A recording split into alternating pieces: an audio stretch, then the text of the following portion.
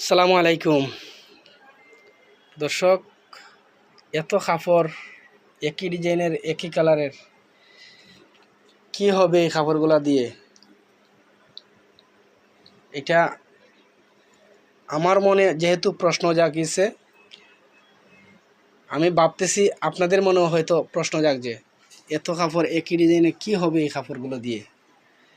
এই জন্য দর্শক আমি আপনাদেরকে শেয়ার করতে চাই এই কাপড়গুলো দিয়ে আসলে কি হবে। দর্শক, এই কাপড়গুলো দিয়ে আসলে শাড়ি হবে। আমি যদি আপনাদেরকে দেখাতে চাই কিভাবে শাড়ি হচ্ছে, এই যে দেখুন দর্শক,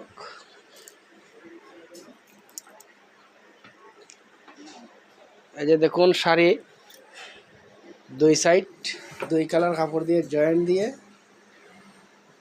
এই হচ্ছে দর্শক আসল সাইড, এই কাপড় দিয়ে আসল, আর এই কাপড় দিয়ে দর্শক, এই কাপড়গুলো দিয়ে হচ্ছে শাড়ির ভিতর সাইড।